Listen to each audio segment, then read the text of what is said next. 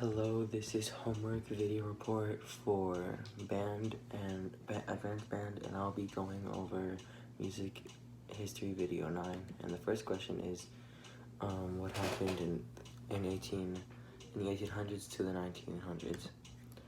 What happened in that time period for music was the Romantic era.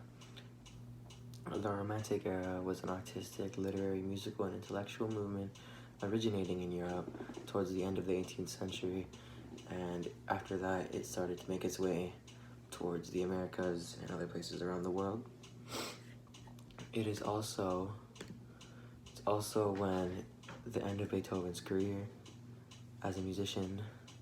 That was basically the end of it. He ended in 1827, and it was also the rise of Schubert and Tchaikovsky. The second question is, how is music becoming more personal and individual during the Romantic era? During the Romantic era, it became more individually, the song was more about an individual than a whole concept itself. Before, the music was it almost seemed like it was about thought and reasoning, and it had nothing to do with human emotion. It was just thought and reasoning. Romantic era displayed many types of emotion, including like sadness, happiness, fear, anxiety, and so forth. The Romantic era it explained emotions, unlike the classical era before that. The question is, what kinds of diversity developed during the Romantic era compared to the classical? As I said before, it was more types of music. There was the louder, more harmonious music, where it could be loud and very fast and quick paced, meaning it like they're scared, or slow and steady, maybe it was sad, maybe it's a happy song.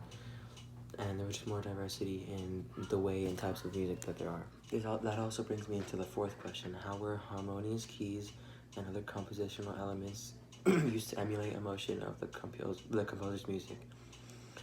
As I said before, they could make the notes sound higher to make me feel scared, like really fast-paced notes that are also very high. That could give you a sense of fear or anxiety, whether versus a slow and steady song that could be either meaning sadness or happiness, depending on which way you look at it, or depending on what the notes are. Now we are on to the fifth question, and it is asking what non-musical developments happened during the Romantic period. One major change during that time was the start of the Industrial Revolution. The Industrial Revolution is now known as the first Industrial Revolution because it was the first type of revolution of its kind, and it transitioned to making instead of people making it, it's more of machines, more mechanical types of stuff that were included, like factories and so on and so forth, where more things can be made at a quicker pace and a cheaper price.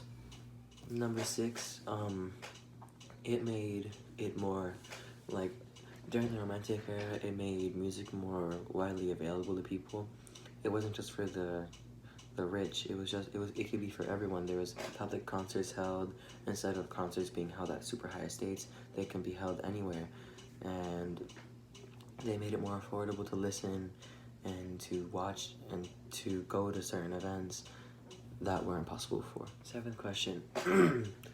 Beethoven was a German composer and a pianist whose music ranks among the most performed classical music and Romantic era music.